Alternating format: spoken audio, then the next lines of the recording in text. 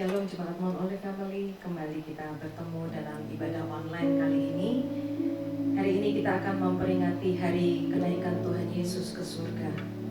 Karena itu sungguh-sungguh mari kita siapkan seluruh kehidupan kita, segenap hati kita, untuk kita menikmati hadirat Tuhan di tempat ini.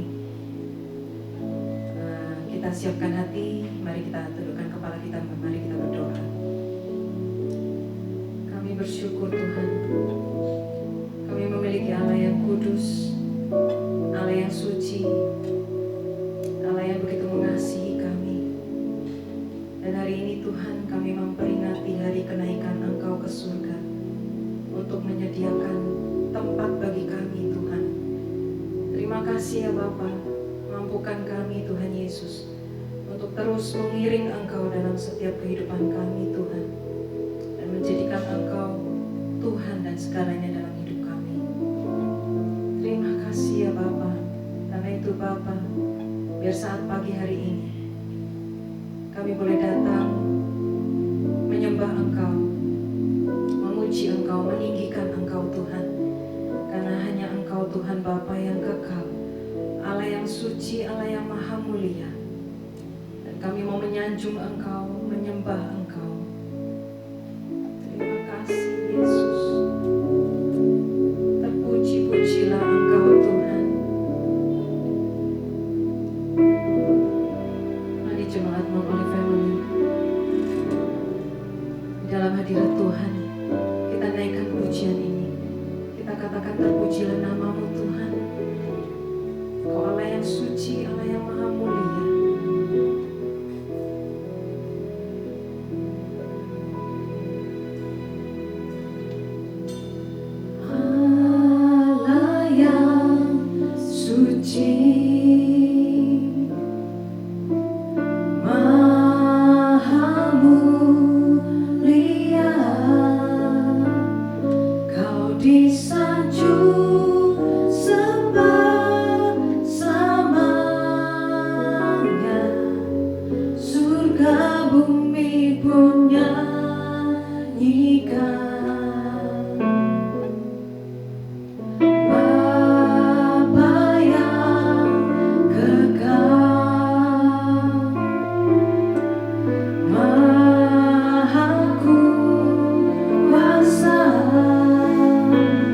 Kau di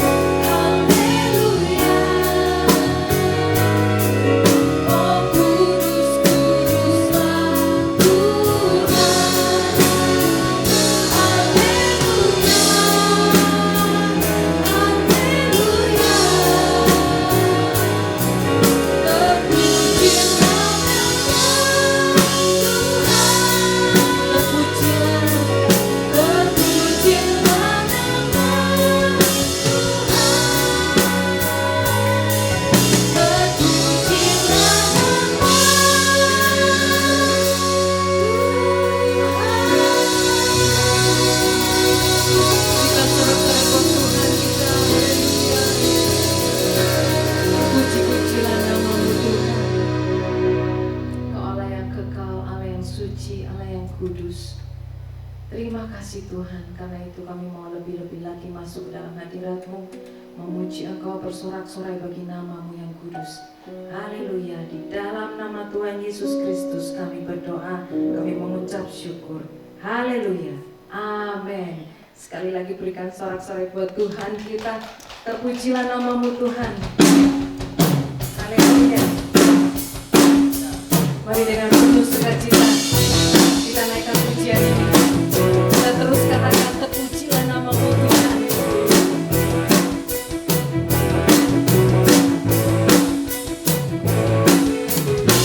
Terpujilah nama-Mu Tuhan,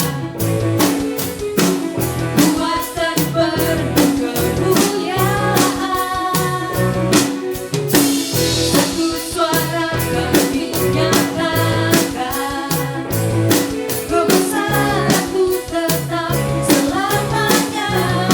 Terpujilah nama-Mu, terpujilah nama-Mu Tuhan, ajaib dan penuh keagungan. Biar satu hati kami nyatakan,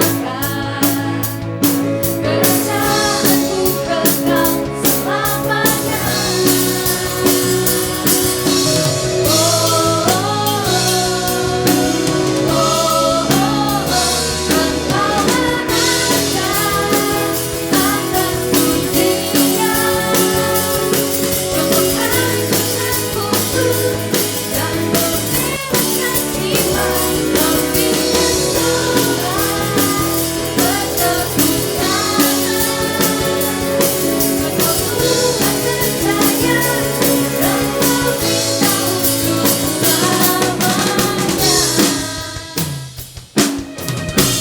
Terpujilah nama-Mu Tuhan,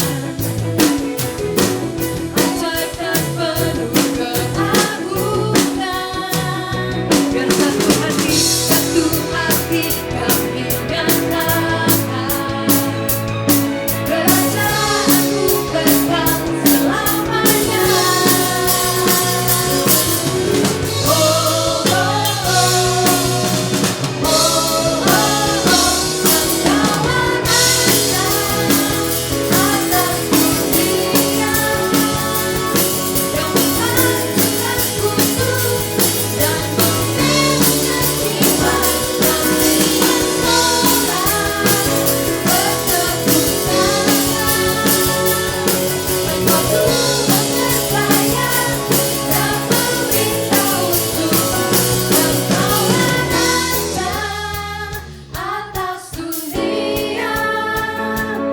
Yang menghancurkan kutub dan membebaskan jiwa,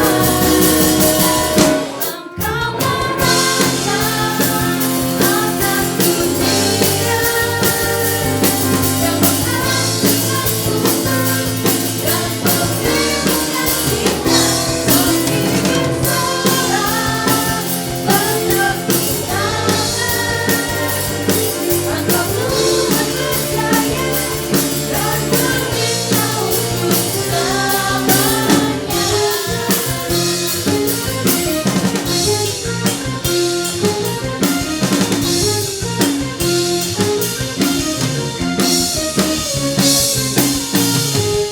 Haleluya, kita sorak-sorai buat Tuhan kita. Haleluya, haleluya. Terima kasih Tuhan Yesus. Terpuji-pujilah nama-Mu Tuhan. Dan sebentar kami akan mendengarkan sebagian dari firman-Mu.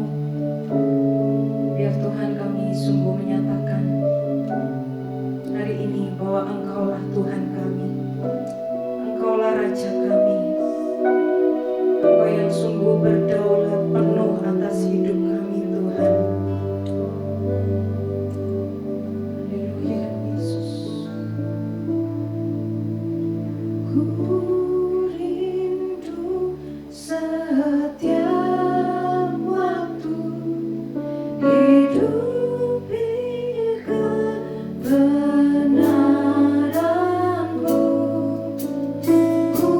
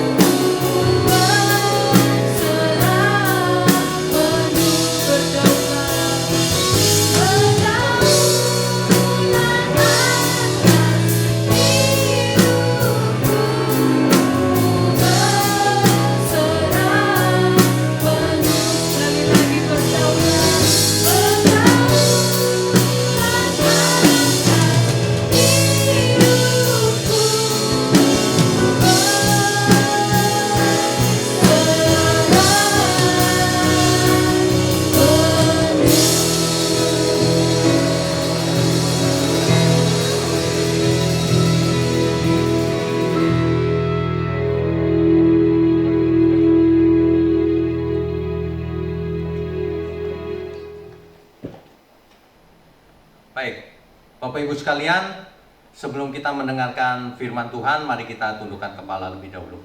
Mari kita berdoa. Bapa di surga, ajari kami agar dalam seluruh hidup kami boleh belajar kebenaran, belajar langsung kepada Tuhan Yesus, seperti apa yang tertulis dalam kitab suci. Ajari kami untuk menghidupi semua yang kami pelajari. Kami mau mendengar firman-Mu sebentar lagi. Berkati setiap kami, cerahkan setiap kami, agar kami benar-benar mengerti arti kenaikan dari Tuhan Yesus ke surga, sehingga seluruh kami boleh hidup menyenangkan Tuhan. Terima kasih ya Bapa. Mohon berkati gereja-Mu dan juga seluruh jemaat dan seluruh umat Tuhan yang mendengar firman ini. Pakai mulut hamba-Mu untuk menyampaikan kebenaran ini. Hanya di dalam nama Tuhan Yesus kami berdoa. Amin. Amin. Bapak Ibu sekalian, bicara soal kebangkitan Tuhan Yesus. Kebangkitan adalah fondasi daripada iman Kristen. Sebab kalau juru selamat mati lalu tidak bangkit lagi, maka itu namanya bukan juru selamat.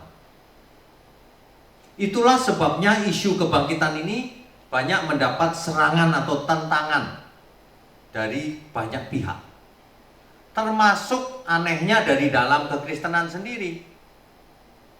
Ada saja teolog yang berpendapat bahwa Yesus tidak bangkit.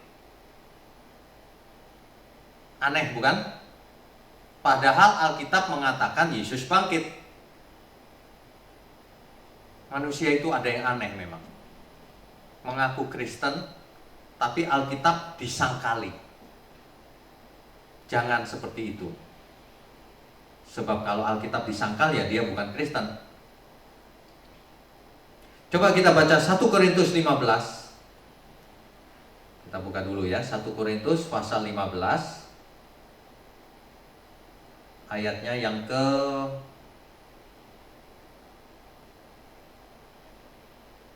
20. 1 Korintus 15 ayat 20.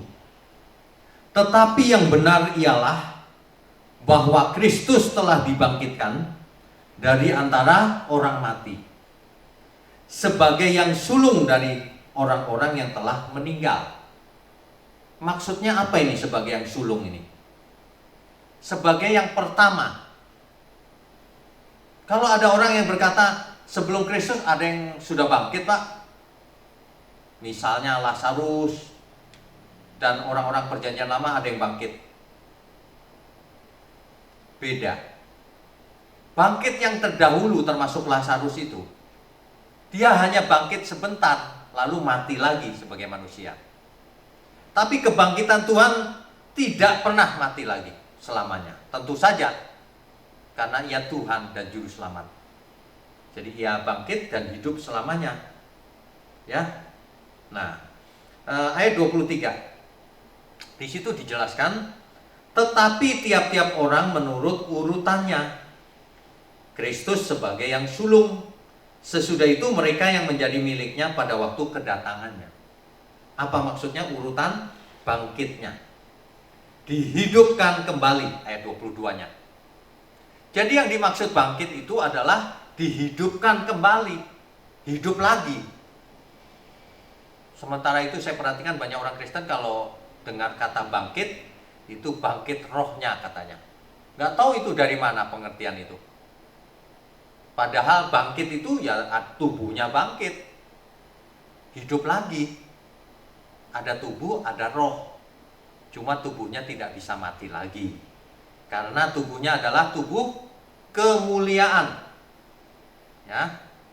Jadi kalau Kristus tidak bangkit, maka semua yang kita lakukan ini sia-sia. Untuk apa?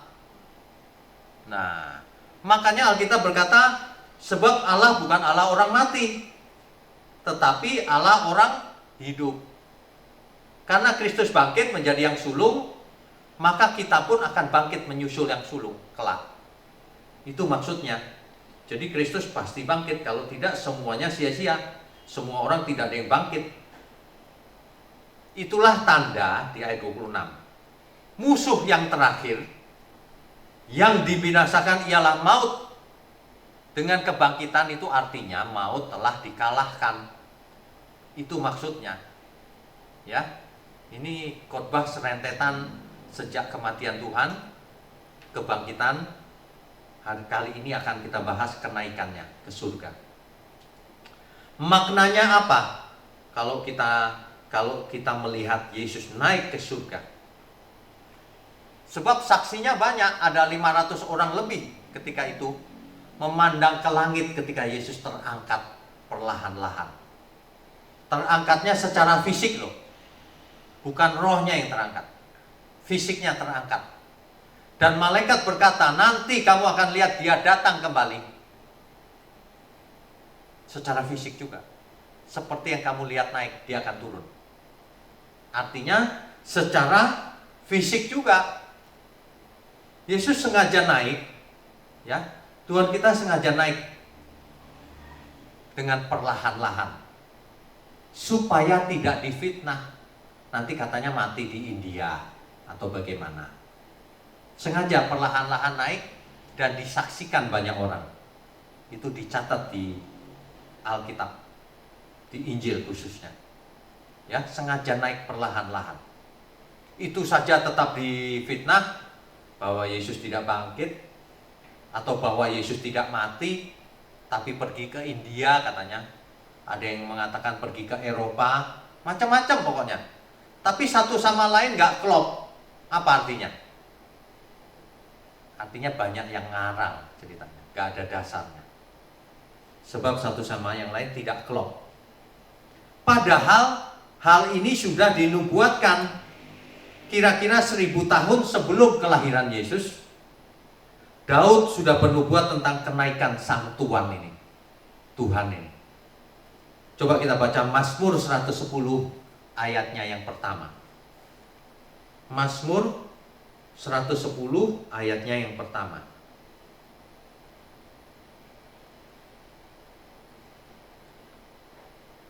Ya, saya bacakan ya.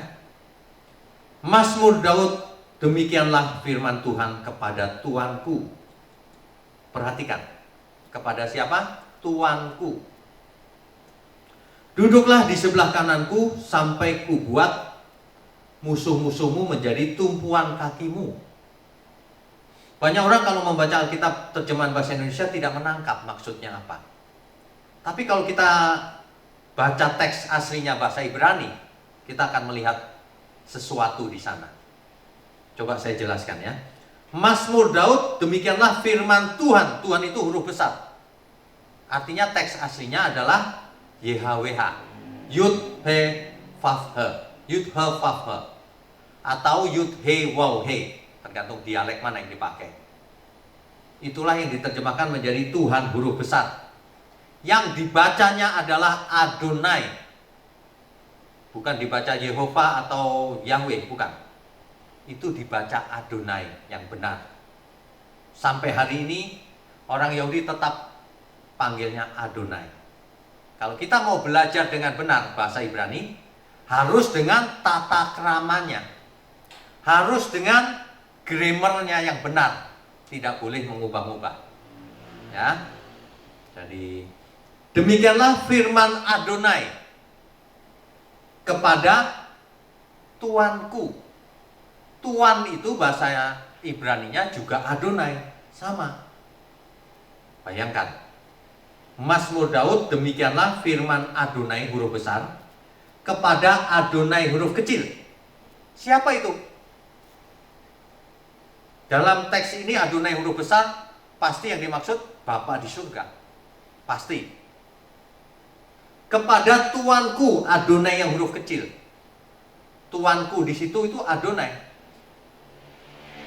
Duduklah di sebelah kananku sampai kubuat musuh-musuhmu menjadi tumpuan kakimu. Yang diminta Bapa duduk di sebelah kanannya itu siapa? Adonai siapa? Adonai itu Tuan atau Tuhan. diterjemahkan dalam bahasa Indonesia. Kalau Bapa itu Tuhan hurufnya besar, dalam teks ini ya,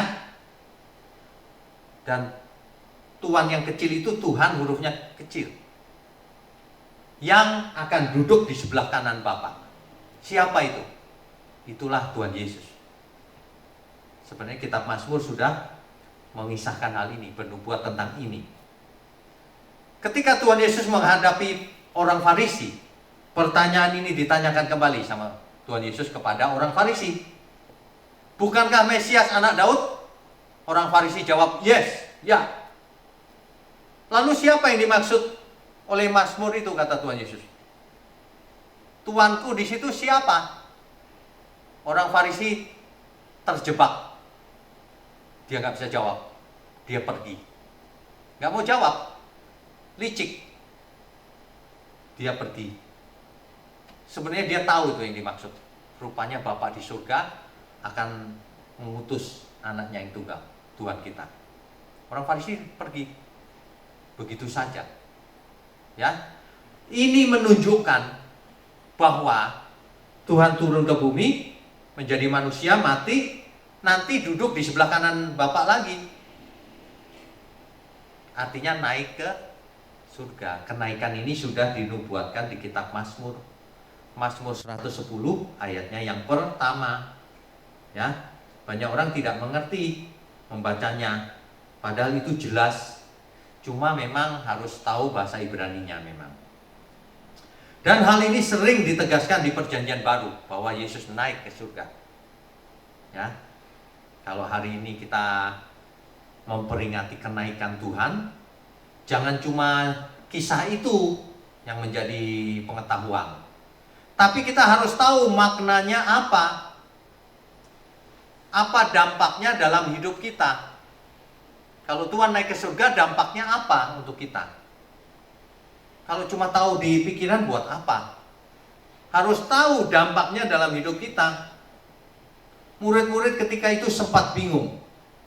Seumur-umur dan dalam sejarah tidak pernah ada manusia bisa naik ke atas sampai ke awan-awan dan sampai akhirnya hilang. Baru kali itu.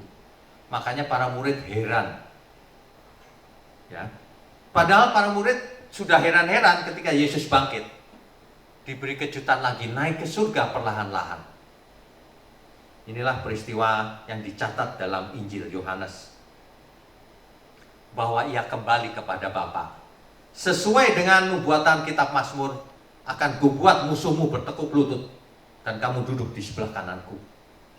Itu kata Bapa di surga. Ya. Sebenarnya di kitab Mazmur ada, cuma orang Yahudi tidak percaya hal itu. Tapi kalau ditanya tidak mau jawab, itu siapa itu? Yang duduk di sebelah kanan Bapa itu siapa? Ya. Oke, kita baca Matius 26 ayat 64. Matius 26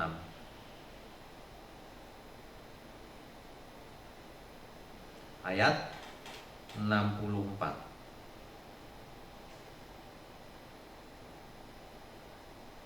Saya bacakan ya. Dari 63 supaya lebih jelas. Tetapi Yesus tetap diam. Lalu kata imam besar itu kepadanya, demi Allah yang hidup, katakanlah kepada kami, apakah engkau Mesias, anak Allah atau tidak? Imam besar ini tahu bahwa Mesias itu anak Allah. Makanya dia tanya langsung kepada Yesus, apakah engkau Mesias, anak Allah atau bukan? Yesus menjawab di ayat 64-nya. Jawab Yesus, engkau telah mengatakannya. Ini seringkali diragukan oleh orang-orang yang tidak percaya. Tuh, Tuhan tidak mengatakan iya kan? Yang mengatakan imam besar, dia tidak mengerti ekspresi ini. Coba perhatikan. Tuhan menambahkan begini. Aku berkata kepadamu, mulai sekarang kamu akan melihat anak manusia duduk di sebelah kanan yang maha kuasa dan datang di atas awan-awan di langit. Jelas ya? Engkau yang mengatakannya, tapi itu dibenarkan oleh Tuhan Yesus. Buktinya apa? Tuhan malah cerita. Mulai sekarang kamu akan melihat Anak Manusia duduk di sebelah kanan yang Maha Kuasa. Imam besar tahu kitab Mazmur 110 ayat 1. Langsung saja responnya apa imam besar itu? Maka imam besar itu mengoyakkan pakaiannya dan berkata, ia menghujat Allah. Untuk apa kita perlu saksi lagi? Sekarang telah kamu dengar hujatnya. Jelas ya Bapak Ibu ya. Tuhan Yesus bukannya tidak mengaku, justru Tuhan Yesus malah nambahin, yang di kitab Mazmur itu aku, duduk di sebelah kanan yang Maha Kuasa. Makanya pengadilan itu tidak perlu dilanjutkan. Itu Yesus mengaku dirinya Mesias, Anak Allah, yang duduk di sebelah kanan Bapa yang Maha Kuasa. Ya, artinya Yesus naik untuk kembali kepada kemuliaannya semula di sebelah kanan Bapa yang Maha Kuasa. Kembali kepada kemuliaannya semula. Itu dia. Jadi banyak orang tanya kapan Yesus jadi Tuhan? Waktu setelah naik ya? Setelah bangkit lalu dijadikan Tuhan sama manusia ya? Bukan. Ia naik ke surga itu bukan dijadikan Tuhan oleh manusia.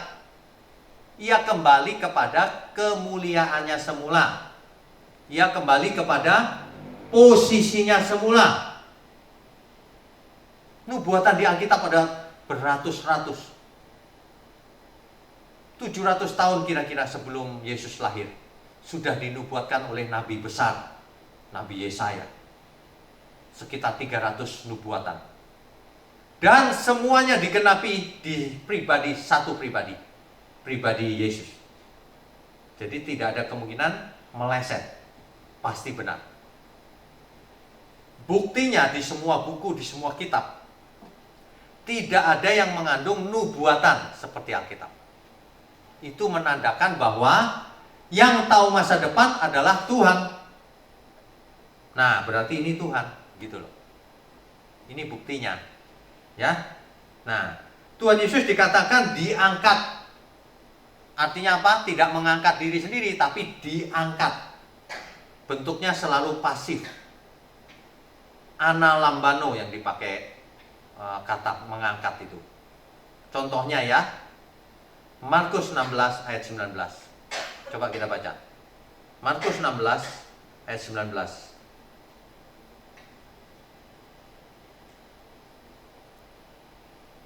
Sesudah Tuhan Yesus berbicara demikian kepada mereka, terangkatlah ia ke surga, lalu duduk di sebelah kanan Allah. Ini berita ini banyak sekali di Alkitab. Jadi, dan Alkitab kita konsisten. Itu artinya benar, konsisten.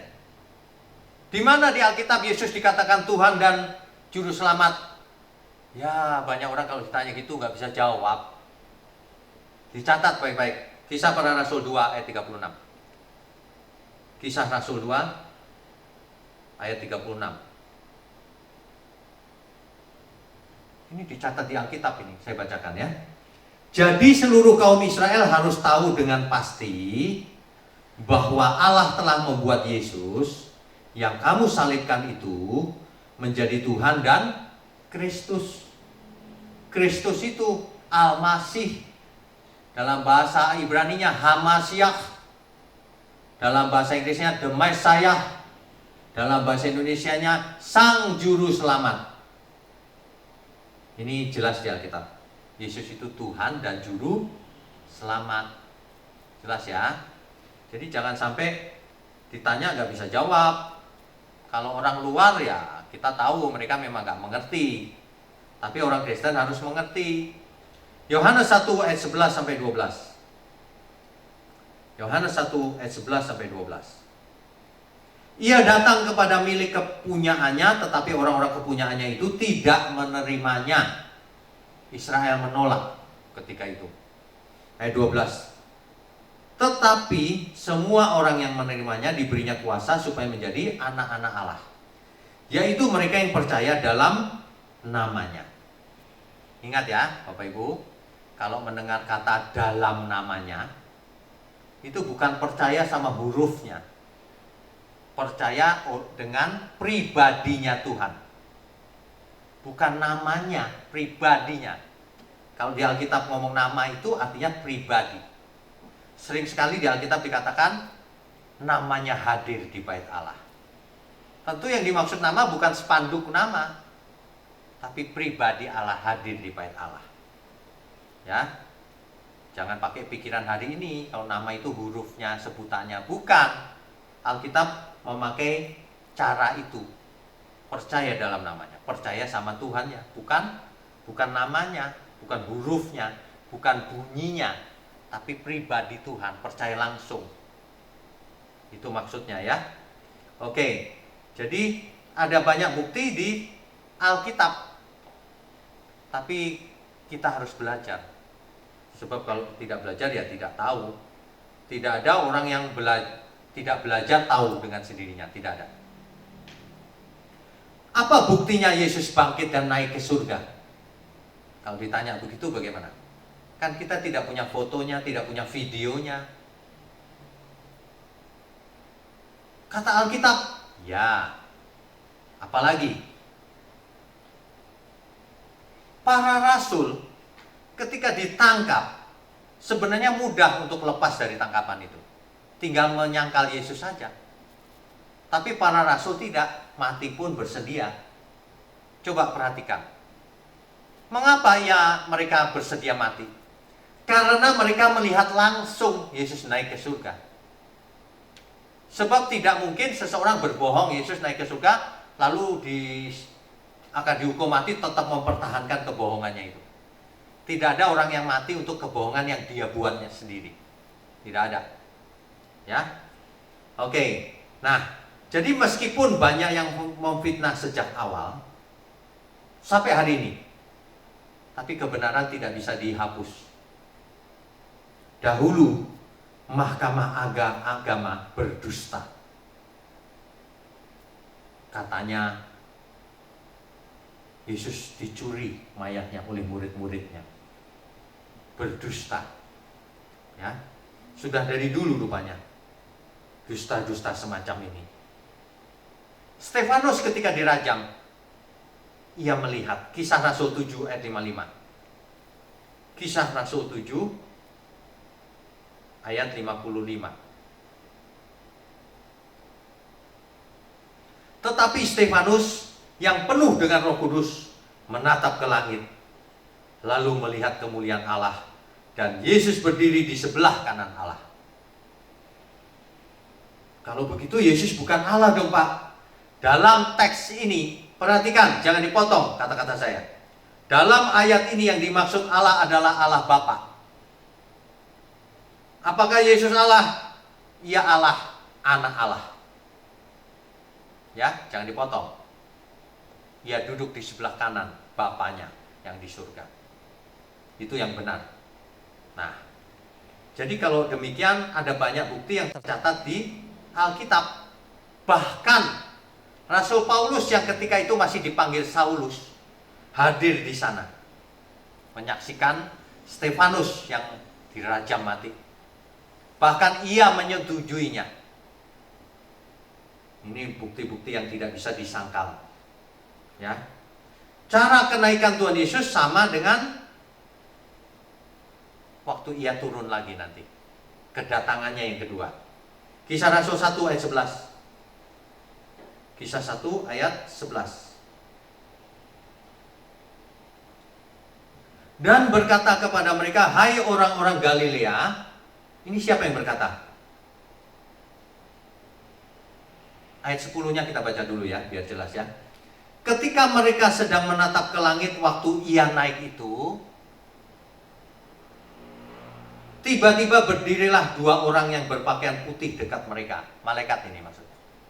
Nah barulah ayat 11. Dan berkata kepada mereka, hai orang-orang Galilea, mengapakah kamu berdiri melihat ke langit?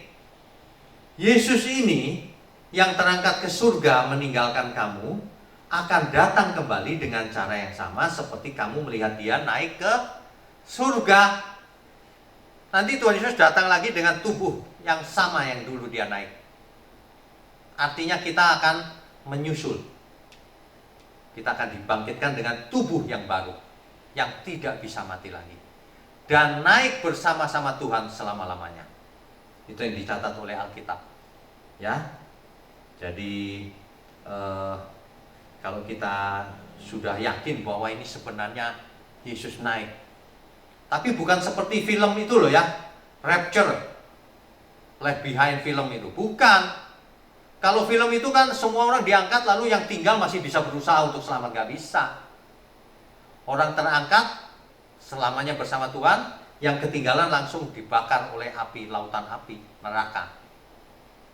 Bukan seperti di film itu, ya, jangan salah. Nah, makanya kalau Yesus dinamakan yang sulung, makanya kita sekarang diberi karunia sulung roh, supaya kita menjadi seperti yang sulung. Ya, itu maksudnya. Menjadi seperti Yesus itulah yang harus digumuli seumur hidup.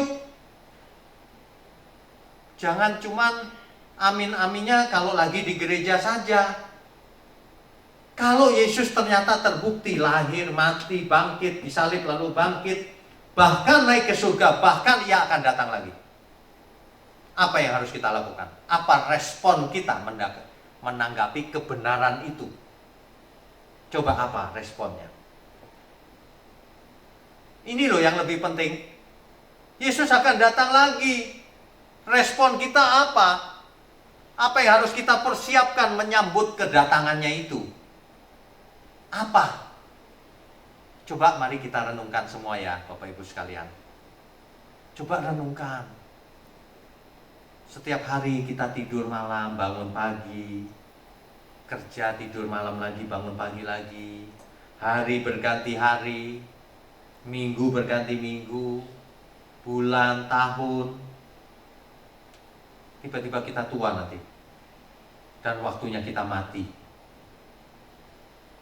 Apa yang harus kita persiapkan? Ini yang mesti kita persoalkan.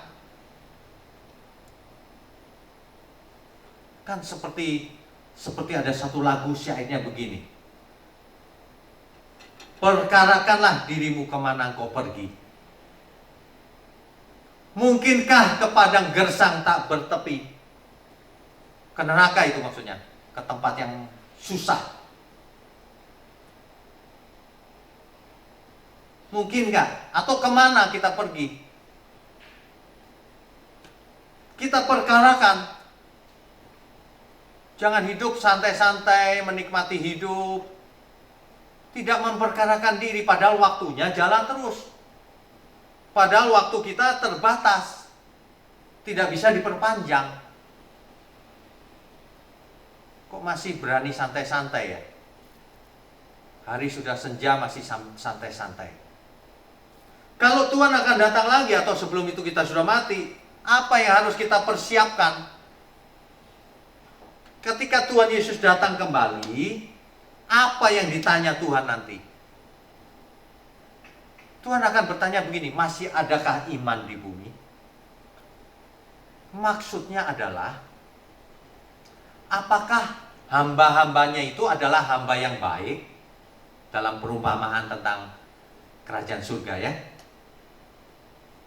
Apakah orang percaya tinggal tetap seperti yang dia inginkan, yang ia kehendaki? Nah, ini yang harus kita persoalkan. Jangan merasa sudah selamat tapi gak tahu apa itu selamat.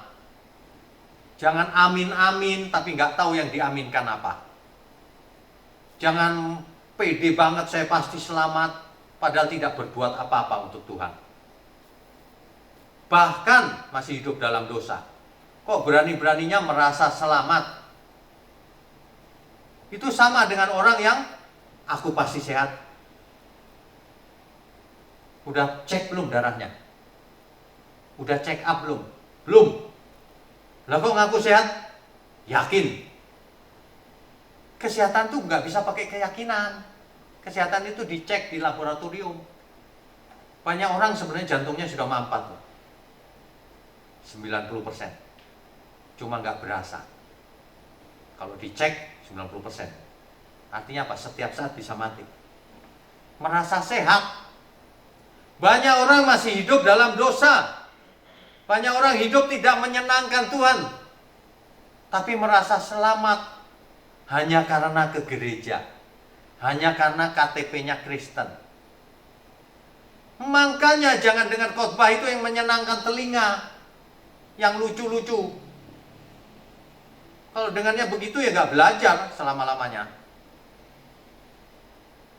Manusia itu imannya bisa dilihat kok, macam apa. Bisa dilihat. Hari ini apa yang diinginkan seseorang? Perhatikan baik-baik. Apa yang diharapkan oleh seseorang? Perhatikan baik-baik itu. Kalau saya khotbah begini, dia mengatakan begini, keselamatan bukan karena perbuatan baik, Pak. Gak usah berbuat apa-apa, kita sudah selamat. Itu anugerah pemberian Allah katanya.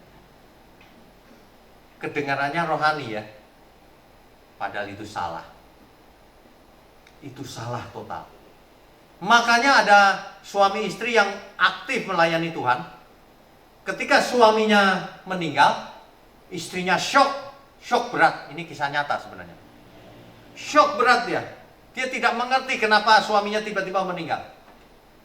Padahal suaminya baik melayani Tuhan. Cuma sayang, teologinya teologi kemakmuran. Aku klaim janjinya, pasti kaya, sukses di bumi. Tiba-tiba mati, bingung istrinya. Loh, Tuhan kok begini? Kok nggak sesuai? Bingung dia. Makanya firman Tuhan itu harus yang benar. Kalau firman Tuhan yang benar, istri tetap sedih, betul. Tapi istri akan tenang sebab suaminya bersama Tuhan. Di bumi ini kita bukan cari kekayaan. Maaf ya, bukan cari kekayaan. Orang yang suka kaya, bahaya ya. Karena uang itu mengikat. Banyak orang sebenarnya tidak pantas jadi kaya. Ketika ia kaya, ia malah gak dekat Tuhan. Itu gak pantas sebenarnya. Tapi kalau ia kaya makin dekat Tuhan, itu yang bisa jadi berkat bagi banyak orang. Kalau Yesus naik ke surga lalu nanti datang lagi, itu artinya mestinya kita hidup dalam ketakutan. Nanti kalau Tuhan datang, apakah aku didapatinya berkenan? Begitu harusnya. Makanya kerjakan keselamatan dengan takut dan gentar. Makanya jangan melanggar perjanjian dengan Tuhan. Perjanjian yang mana, Pak? Tuhan mati di kayu salib. Itu artinya perjanjian, inilah darahku. Perjanjian baru yang ditumpahkan bagi kamu. Itu janji. Janji yang dibuat oleh Tuhan untuk manusia. Supaya manusia menyambut keselamatan itu. Tuhan mati di kayu salib. Kewajiban kita apa? Kita pun harus mati. Menyalibkan manusia lama kita. Yang maha tinggi merendahkan diri, kita pun harus merendahkan diri, melayani. Kita berguru sama siapa coba? Sama Tuhan bukan? Tuhan Yesus berkata apa? Aku datang untuk melayani, bukan dilayani. Mestinya kita hidup untuk melayani, bukan dilayani. Banyak pendeta besar minta dilayani. Ya, sebagai organisasi itu wajar, gak masalah. Kita juga harus saling mengasihi. Tapi kalau sampai dikultuskan, itu salah besar. Itu salah besar. Jangan mau diajar seperti itu. Kita semua itu murid Tuhan Yesus, bukan murid pendeta. Ya, hamba Tuhan dipakai untuk membimbing supaya Bapak Ibu semua menjadi murid Kristus. Pembimbing di bumi, gembala di bumi, menggembalakan domba. Tapi domba itu milik Tuhan, bukan milik kita. Ada amin ya. Kalau Tuhan datang lagi, apakah aku didapatinya berkenan?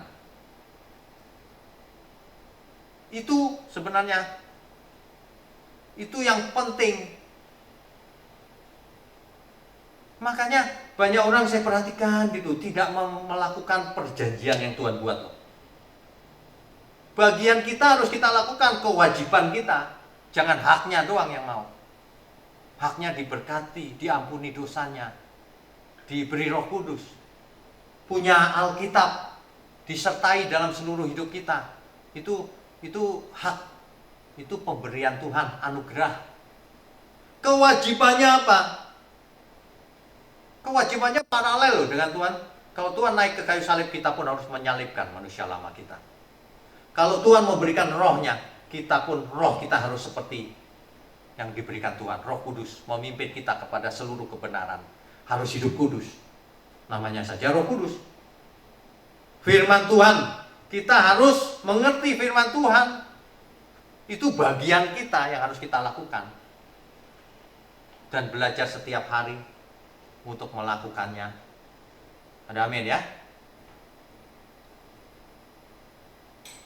Mestinya ya, setiap kita sebelum Tuhan datang atau sebelum kita mati, mestinya kita begini.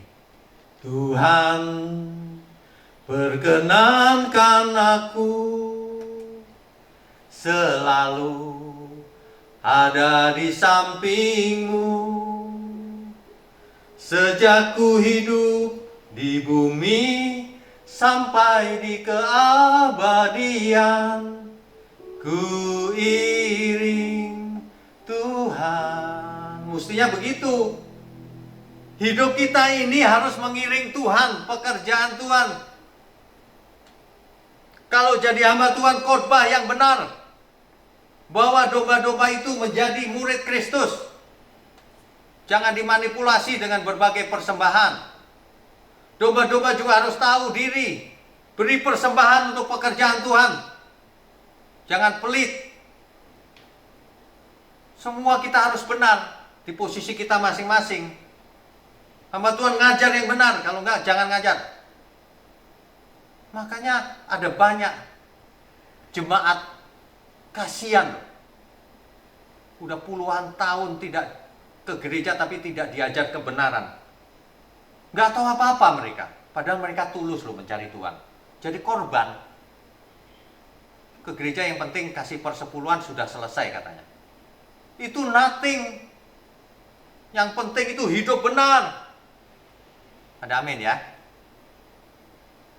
Kalau Tuhan sebentar lagi datang, berkenan gak hidup kita? Ayo kita melayani Tuhan di bidang kita masing-masing. Ayo kita hidup benar. Tinggalkan itu khotbah yang lucu-lucu itu. Nggak mendidik. Menghibur sih ya, tapi tidak mendidik. Boleh dengar, boleh sekali-sekali. Tapi yang penting jangan ditinggalkan. Nanti kalau mati, yang lucu-lucu itu nggak ada gunanya. Nanti kalau mati ya, baru tahu Tuhan kalau berkenan atau tidak. Seorang hamba Tuhan saja bisa ditolak, padahal sudah mengusir setan pakai nama Tuhan.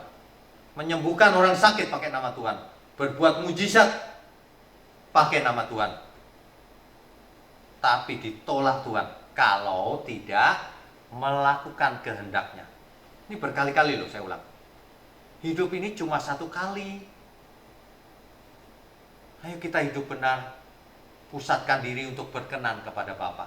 Berkenan itu artinya menyenangkan Dia, menyenangkan Tuhan. Itu artinya, ya, jangan jadi Kristen asal Kristen. Baca Alkitab asal baca. Sudah sering Pak, saya 20 kali, 30 kali, 40, percuma. Mau 100 kali, 1000 kali juga percuma baca Alkitab. Kalau tidak mengerti. Mengerti pun percuma kalau tidak dilakukan. Amin ya. Yang dibenarkan adalah yang melakukan kebenaran. Bukan yang mengerti. Bukan yang punya Alkitab. Bukan yang punya jabatan pendeta. Bukan. Tapi yang melakukan kehendak Bapakku di surga. Yang melakukan kehendak Tuhan Yesus. Itu yang benar. Jadi mari kita persiapkan diri untuk menyambut kedatangannya kembali nanti. Kalau Tuhan Yesus naik ke surga, artinya kita pun nanti naik bersama Dia ke surga. Kalau Tuhan naik ke surga dengan tubuh fisik dan turun dengan tubuh fisik menjemput kita, artinya kita dibangkitkan dengan tubuh fisik juga. Oleh sebab itu, Jangan seperti gadis yang bodoh itu, perumpamaan itu, yang tidak bersiap-siap dengan minyaknya. Kita harus bersiap-siap. Apa itu lambang minyak itu? Hidup yang berkenan bagi Tuhan, hidup kudus. Kalau Tuhan tiba-tiba datang, kita belum didapatinya bertobat atau hidup kudus, maka kita tertinggal di bumi.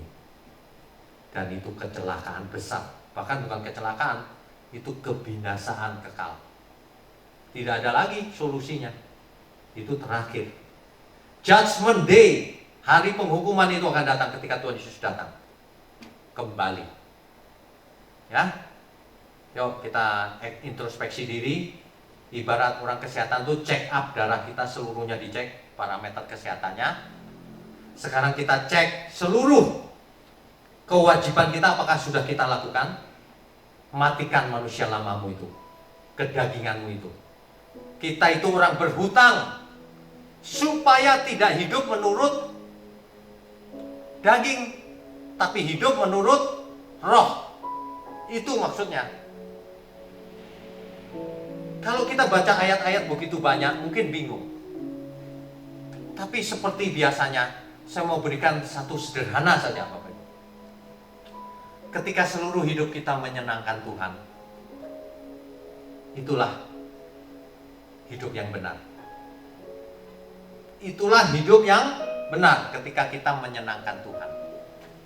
Ini serius nih. Ketika kita bicara, apakah pembicaraanku tadi menyenangkan Tuhan? Ketika aku makan, minum, ketika aku ngetik di internet, apakah itu menyenangkan Tuhan? Itu sebenarnya ujungnya itu. Itulah yang dimaksud berkenan, pleasing God. Ya, pleasing God itu maksudnya menyenangkan Tuhan. Ya, kenaikan Tuhan Yesus ke surga menunjukkan bahwa Ia akan datang kembali dan menjemput kita semua. Amin ya. Maka fokuskan mulai sekarang. Setiap hari, mulai hari ini aku mau menyenangkan Tuhan. Amin ya.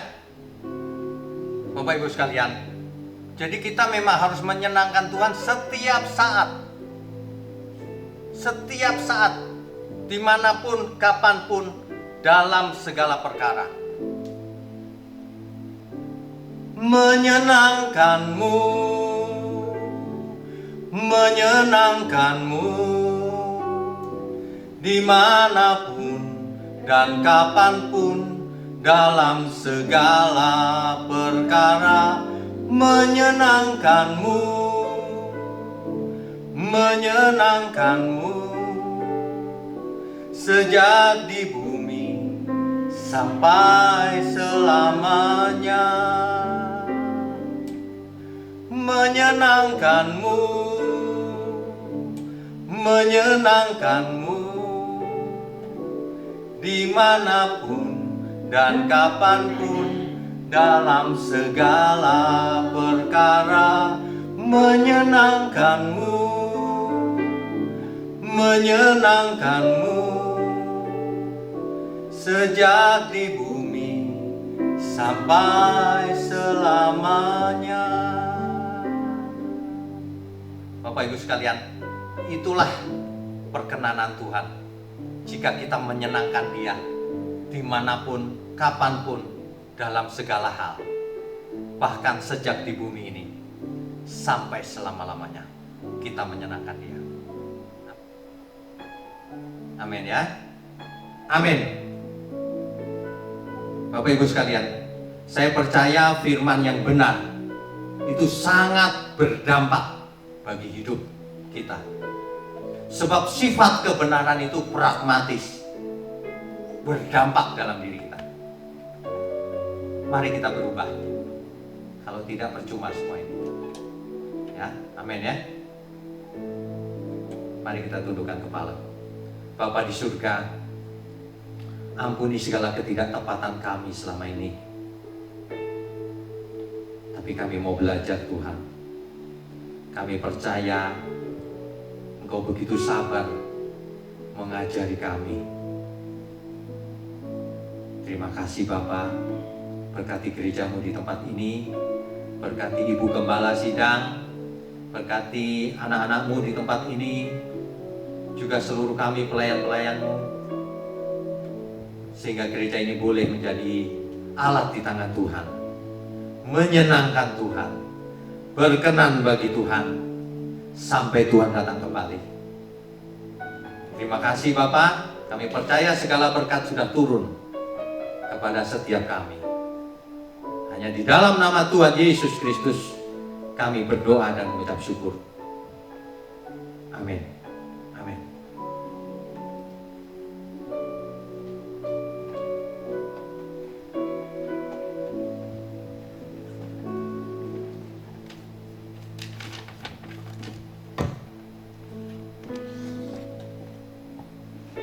Kita bersyukur kepada Tuhan, saudara-saudara. Kita semua diberkati ya, saudara-saudara yang di rumah. Biar kita mengerti bahwa Tuhan Yesus kita adalah Tuhan Yesus yang bangkit dan sekarang sudah naik ke surga. Dan Dia berjanji bahwa satu kali nanti Dia akan turun kembali untuk boleh menjemput kita para salehnya. Untuk itu, seperti tadi firman Tuhan berkata, kita mau belajar untuk menyenangkan hati Tuhan agar supaya kita nanti bisa diangkat bersama-sama masuk di dalam kekekalan itu bersama dengan Kristus Yesus. Bukankah itu tujuan hidup kita? Kita tahu bahwa dunia bukan rumah kita, tetapi kita punya tempat di kerajaan surga, di mana Allah Bapa adalah Bapa kita yang kekal, yang tetap mengasihi kita sampai saat ini. Ya, kita terima kasih kepada Tuhan, juga kepada Bapak Pendeta Wignyo Tanto yang sudah melayani pada pagi hari ini. Biar sekarang kita akan bersama-sama tunduk berdiri untuk kita berdoa.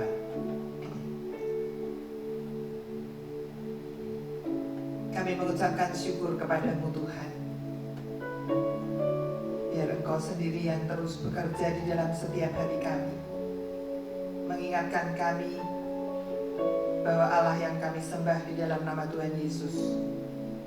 Yesus adalah juru selamat kami yang hidup, yang mati, bangkit, dan sekarang naik ke surga, duduk di sebelah kanan Allah Bapa, menantikan kedatangan kami juga. Karena Tuhan Yesus juga sudah berjanji menyediakan tempat bagi kita setiap orang percaya. Maka dari itu, biar Engkau memberikan kekuatan kepada kami ya Bapa, supaya kami tetap setia kepada Engkau. Kami tetap mau berjalan di dalam rencana dan kehendak-Mu. Kami belajar terus untuk menyenangkan, memperkenan hati-Mu, sehingga satu kali nanti Engkau akan datang kembali di awan-awan, menjemput kami para saleh-Mu, untuk kami ada di dalam kekekalan yang penuh dengan sukacita itu, bersama dengan Kristus dan juga Bapa. Terima kasih Tuhan, berkati seluruh jemaat-Mu, biar Engkau kuatkan setiap kami semua untuk tetap setia kepada Tuhan. Engkau juga berkati hamba-Mu Bapak Pendeta Wignyo Tanto, biar Engkau Tuhan pakai terus pelayanannya, dimanapun Engkau percayakan hamba-Mu melayani, agar supaya banyak jiwa boleh semakin mengerti akan kebenaran-Mu, dan kami dipersiapkan Tuhan untuk kami boleh bersama-sama dengan Tuhan di dalam kekekalan nanti. Terima kasih Bapa, berkati juga pelayanan hamba-Mu, berkati keluarga, berkati apapun yang dilakukannya, semua hanya untuk Engkau. Terima kasih, berkati anak-anak-Mu juga yang sudah melayani.